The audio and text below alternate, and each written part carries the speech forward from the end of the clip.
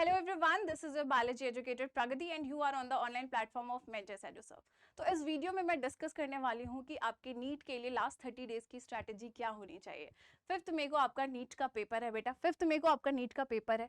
ये वीडियो उन सारे बच्चों के लिए बहुत इंपॉर्टेंट होने वाला है जो इस बार नीट का एग्जाम देने वाले हैं। ठीक है, ये लास्ट 30 डेज ना बेटा, अगर आप बहुत एफिशिएंटली यूज करते हो पॉजिटिव थिंकिंग के साथ, तो ये आपके 3-4 महीने, स्टार्टिंग के 3-4 महीने के बराबर साबित हो सकता है। बस आपको इस लास्ट मंथ को बहुत ही एफिशिएंटली यूज करना है। अब क्या होता है, लास्ट मोमेंट पे कुछ बच्चे ऐसे होते हैं, दो तरह के बच्चे होते हैं। लास्ट टाइम में क्या होता है कि अगर वो डर गए हैं, घबरा गए हैं, नहीं कर पाऊंगा ऐसा सोच रहे हैं, तो उनका मार्क्स बेटा अगर 500 भी स्कोर हो रहा है, 600 भी स्कोर हो रहा है ना, तो वो 500 पे चला जाएगा, 400 पे चला जाएगा। बहुत मैटर करता है कि आप किस अप्रोच के साथ पढ़ाई कर रहे हो और वहां पर एग्जाम किस तरह से दे रहे हो। ठीक है, तो आपको इस लास्ट 30 डेज को इस तरह से यूज करना है, मतलब पॉजिटिव थिंकिंग के साथ आपको यूज करना है। अगर आप पॉजिटिव थिंकिंग के साथ पढ़ाई करोगे ना, आपको सिर्फ ये दिखना चाहिए कि मुझे इन 30 डेज को यूज करना है और मैं कर लूंगा, तो आप 300 से 600 पर भी जा सकते हो। बस आपको एक एक मिनट आपको इन 30 डेज का बहुत ही सोच समझ कर यूज करना है। कुछ आपको ना रिजल्ट के बारे में सोचना है, ना आपके पेरेंट्स के एक्सपेक्टेशन के बारे में, आपको कुछ ऐसी चीजें नहीं सोचनी है। आपको बस अभी आपका फर्स्ट टारगेट होना चाहिए कि मुझे इन 30 डेज को पूरी एफिशिएंसी के साथ मुझे इन 30 डेज को यूज करना है।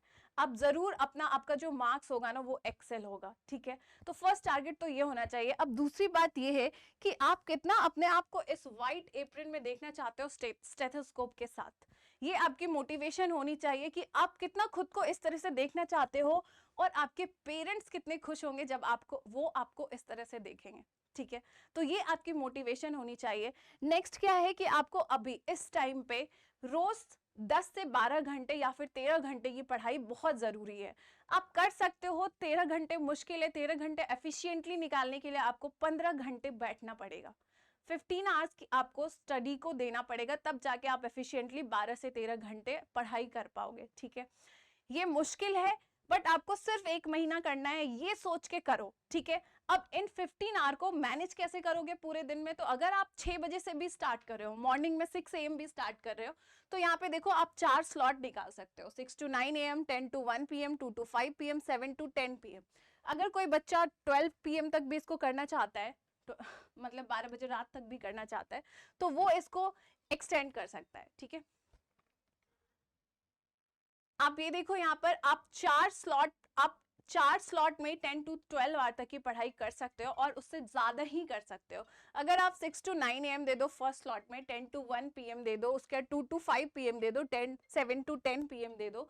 कोई बच्चा चाहे तो इसको 12 बजे तक भी एक्सटेंड कर सकता है रात को। ठीक है, तो इस तरह से अगर आप इन 4 स्लॉट को देखोगे तो आप निकाल सकते हो 10 से 12 से 13 घंटे रोज। ठीक है, इतनी पढ़ाई, इतना टाइम आपको रोज पढ़ाई पे देना होगा। अब इसमें भी बेटा आपको डिस्ट्रीब्यूट करना होगा। आप 5 आवर दो ना, आप 5 आवर दो अपने रीडिंग टाइम पे, और प्रैक्टिस अभी बहुत इंपॉर्टेंट है। आप किसी भी सीनियर से पूछोगे ना तो वो आपको जरूर ये सजेस्ट करेंगे कि सबसे ज्यादा अगर लास्ट मोमेंट में कोई चीज इंपॉर्टेंट है तो वो है क्वेश्चंस लगाना, मॉक टेस्ट लगाना। तो आपको 5 ईयर रीडिंग टाइम देना है और जो आपका प्रैक्टिस टाइम होगा वो 8 घंटे की होनी चाहिए। रीडिंग टाइम में बेटा आपको करना क्या है, तो बायो में आपको एनसीईआरटी पढ़ना है, भले ही आपको 5 पेज पढ़ना है बट वो 5 पेज आपके एनसीईआरटी की होनी चाहिए। और आप पढ़ सकते हो, अपने आप नोट्स रिवाइज कर सकते हो। तो बायोलॉजी में बेटा अपने नोट्स रिवाइज करो और एनसीईआरटी पढ़ो। ठीक है, एनसीईआरटी जितनी हो सके, जितनी बार हो सके इन लास्ट 30 डेज में आप पढ़ो। ठीक है, सारे चैप्टर्स को। फिजिक्स में जो आपने अपनी फॉर्मूला शीट बनाई होगी, जो आपके नोट्स हैं, उनको पढ़ो और क्वेश्चन लगाओ। प्रीवियस ईयर क्वेश्चन लगाओ, जो प्रीवियस ईयर क्वेश्चन है वो सारे क्वेश्चंस लगा दो। उसमें भी जो सबसे ज्यादा वेटेज वाले चैप्टर है ना, उनको आपको बिल्कुल इग्नोर नहीं करना है। जिनका सबसे ज्यादा वेटेज है उनसे सबसे ज्यादा क्वेश्चन लगाओ। ठीक है, जो क्वेश्चन आपसे हो रहे थे, जिसमें आपने टिक लगाया हुआ है, उसको उतना ज्यादा करने की जरूरत नहीं है, बट जिस क्वेश्चन में आपको प्रॉब्लम होती है उनको सबसे ज्यादा प्रैक्टिस करना है आपको। और केमिस्ट्री में बेटा आपको अपना नोट्स कर लो और एनसीईआरटी पढ़ो, और इसके अलावा बस प्रीवियस ईयर क्वेश्चन लगाओ। ठीक है, बायो में सिर्फ एनसीईआरटी पढ़ना सफिशिएंट नहीं है, इसके साथ ही साथ बेटा आपको क्वेश्चन भी लगाना होगा प्रीवियस ईयर का। तो ऑब्जेक्टिव क्वेश्चन बहुत इंपॉर्टेंट है, ऑब्जेक्टिव क्वेश्चन जरूर लगाओ। ठीक है, अब आपके प्रैक्टिस के गोल्स क्या होने चाहिए, तो रोज आपको बेटा 200 से 250 क्वेश्चन लगाने हैं। ये सोच लो कि जब तुम सुबह उठो ना तो आपके दिमाग में ये होना चाहिए कि जब तक 200 से 250 क्वेश्चन मैं आज के नहीं कंप्लीट कर लूंगा तब तक मैं कुछ और नहीं करूंगा। तो आपको रोज 200 से 250 क्वेश्चन करने हैं, जिसमें से बायोलॉजी के आपको 100 क्वेश्चन मिनिमम करने हैं।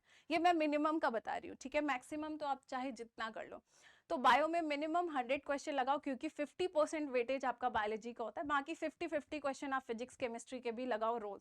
तो आपके ये गोल्स होने चाहिए क्वेश्चंस के। उसके बाद क्या है, आपको क्वेश्चंस जो लगाना है ना बेटा, वो सबसे जो हाईएस्ट वेटेज रखता है ना जो चैप्टर, उससे आपको सबसे ज्यादा क्वेश्चंस करने हैं। क्योंकि अगर आप most of the questions approach कर लोगे ना किसी मॉक टेस्ट में या तो आपका कॉन्फिडेंस बिल्डअप होगा, ठीक है। तो जो सबसे ज्यादा वेटेज वाले चैप्टर है उनको सबसे पहले लगाओ, ठीक है। अब देखो, मॉक टेस्ट बहुत इंपॉर्टेंट होता है ये लास्ट 30 डेज में। मॉक टेस्ट बहुत इंपॉर्टेंट होता है लास्ट 30 डेज में। तो मॉक टेस्ट करने का फायदा क्या है, हमें क्यों मॉक टेस्ट, सब मॉक टेस्ट लगाने क्यों करते हैं, तो इसके बेटा मैं आपको रीजंस बताऊंगी। सबसे पहली बात है, नीट में जो आपको सबसे ज्यादा चाहिए एक्यूरेसी एंड स्पीड। स्पीड चाहिए विद एक्यूरेसी चाहिए। तो वो स्पीड विद एक्यूरेसी ना बेटा, वो कुछ मिरेकल नहीं होगा कि आप पेपर में जाके मिरेकल हो जाएगा और स्पीड के साथ एक्यूरेट सारे क्वेश्चंस लगा के आ जाओगे। उसके लिए आपको प्रैक्टिस करनी पड़ेगी, इसलिए मॉक टेस्ट आपको लगाना पड़ेगा, ठीक है। अगर आप मॉक टेस्ट लगाते हो विद इन टाइम फ्रेम, आप 3 घंटे में क्वेश्चन करने की कोशिश करो। अगर आप ऐसा करते हो तो आप टाइम मैनेजमेंट करना सीख जाओगे। दूसरी बात क्या है, आप जो जो जो अवॉइडेबल मिस्टेक है, जैसे कि आपको बबल करने में प्रॉब्लम हो रही है, ठीक है, मान लो तुम ऐसे बबल कर रहे हो जब, तो तुम देखते हो कि 24th का सी ऑप्शन है लेकिन तुमने गलती से बी बबल कर लिया। तो इन सारे मिस्टेक्स को आप अवॉइड कर सकते हो। तो इन सबको इम्प्रूव करने के लिए आपके पास सिर्फ एक ही रास्ता होता है, जो है मॉक टेस्ट, ठीक है। और मॉक टेस्ट अभी आप क्या करो कि हर 5th डेज पे मॉक टेस्ट लगाओ। तो आप अभी से भी हर पांचवें दिन पे अगर मॉक टेस्ट लगाओगे तो ओवरऑल आप 6 मॉक टेस्ट लगा सकते हो, ठीक है। ये तो पहली बात हो गई कि टाइम मैनेजमेंट आपको समझ में आएगा मॉक टेस्ट लगाने से।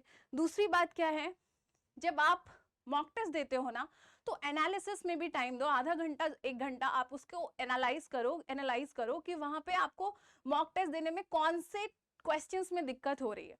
तो ऐसे ना आपका फोकस उन सारे क्वेश्चंस पे, उन सारे टॉपिक्स पे, उन सारे चैप्टर्स पे जाएगा जो आपसे नहीं हो पा रहा है। तो मॉक टेस्ट देखो कितने ज्यादा फायदा करता है, कितना ज्यादा बेनिफिशियल होता है हमारे लिए। अगर मॉक टेस्ट करने से आपको क्या होगा कि उन सारे चीजों पे आपका फोकस होगा कि कौन से टॉपिक से क्वेश्चन नहीं बन रहे हैं, कौन से एरिया से क्वेश्चन नहीं बन रहे हैं, कौन से चैप्टर्स में आपको प्रॉब्लम है, तो आप उसको जाके पढ़ोगे। तो इस तरह से आपका जो जिन चैप्टर्स में आपको प्रॉब्लम आ रही थी ना, आप उसको क्लियर कर लोगे, जिससे आपका मार्क्स इंप्रूव होगा। एक तो ये दूसरी बात हो गई। तीसरी बात क्या है कि मॉक टेस्ट जो है ना आपको टाइम फ्रेम में करना है, ये आपका प्राइमरी गोल होना चाहिए कि मॉक टेस्ट आपको विद इन टाइम फ्रेम करना है। अब नेक्स्ट क्या है, आपका 5th मई को पेपर है। आपको अपने कमरे में हैप्पी 5th मई लिखकर पेस्ट करना होगा, ठीक है। जहां पर भी आप पढ़ाई करते हो स्टडी टेबल पर हैप्पी 5th मई लिखकर उसको पेस्ट कर लो। जब भी आप उसको देखोगे ना तो आप फोकस्ड रहोगे, ये आपको फोकस्ड होने में हेल्प करेगा। और जो 5th मई आने वाला है बेटा 2024 का, वो आप लोगों के लिए बहुत ही अच्छा दिन होगा, मैं यही होप करती हूँ। Thank you.